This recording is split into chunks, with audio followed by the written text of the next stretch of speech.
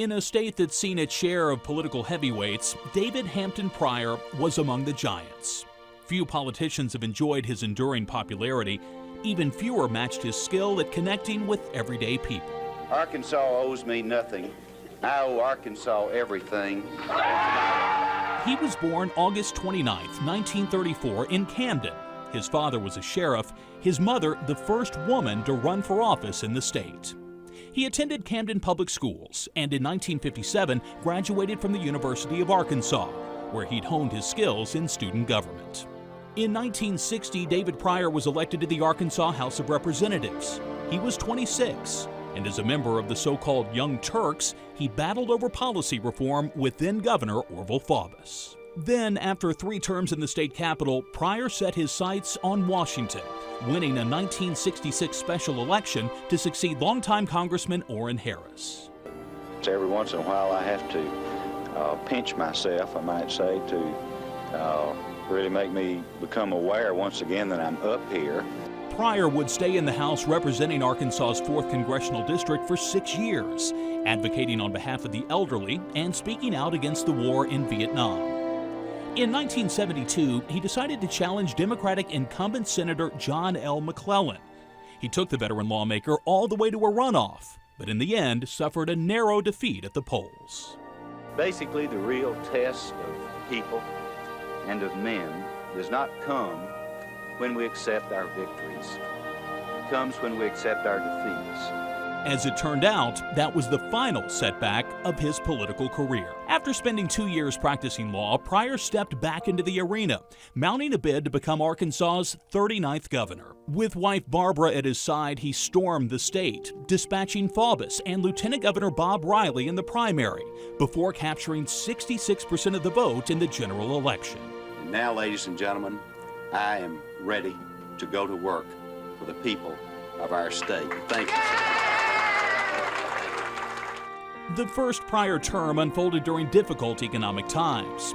Still, the young governor attracted national attention for his leadership, deftly handling challenges like the housing of Vietnamese refugees at Fort Chaffee. Arkansans took to his style of politics, and in 1976 returned him to office with an astounding 83% of the vote. But by 1978, the then 44-year-old was ready for a change. A vacated Senate seat opened the door for him to fulfill a dream, serving Arkansas as a U.S. Senator. The competition he would face was formidable. It included then Congressman Jim Guy Tucker and Ray Thornton, and together they staged one of the tightest political races in state history. We're going to come out now and some new numbers in the race for the Democratic senatorial nomination. What a contest it's been, Jim. Pryor emerged by a razor-thin margin and in November was swept into office in a landslide.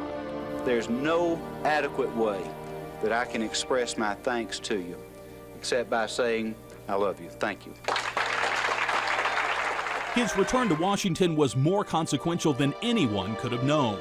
It not only led to the establishment of a lasting and productive partnership with Arkansas's senior Senator Dale Bumpers, it also cleared the path for a young politician from Hope and his wife to grab the reins of state government. I would like to pledge my wholehearted support to the new governor of our state who will take office in January, Bill Clinton. In the Senate, Pryor continued his advocacy for the elderly and cast repeated votes against the agenda of President Reagan.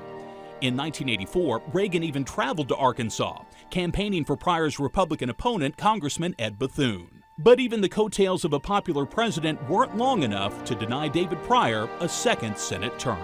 I don't think that I look forward to running against you anytime soon. You've made me work awful hard. I think I've lost about 12, 15 pounds. Maybe it was good for me. After 1984, Pryor would never again face opposition for public office. Such was his popularity among voters. He stayed humble, maintained his sense of humor, and raised what were then huge amounts of money to safeguard his place in the Capitol. He was so secure he could turn his attention to the political fortunes of others, like the man who'd succeeded him as governor of Arkansas. Barbara and I are very, very excited about moving back to Arkansas, in fact, as soon as we can get here. By the time he announced his retirement from office in 1996, David Pryor had established himself as a statesman. He went on to become director of the Institute of Politics at Harvard's John F. Kennedy School of Government. planted the seeds for what became the David and Barbara Pryor Center for Oral and Visual History at the University of Arkansas. And in 2002, he helped elect another Pryor, his son Mark, to the same Senate seat he had held for 18 years. In his 70s, he served as dean of the Clinton School of Public Service and as interim chair of the state's Democratic Party, and in his 80s as an active member of the U of A's Board of Trustees.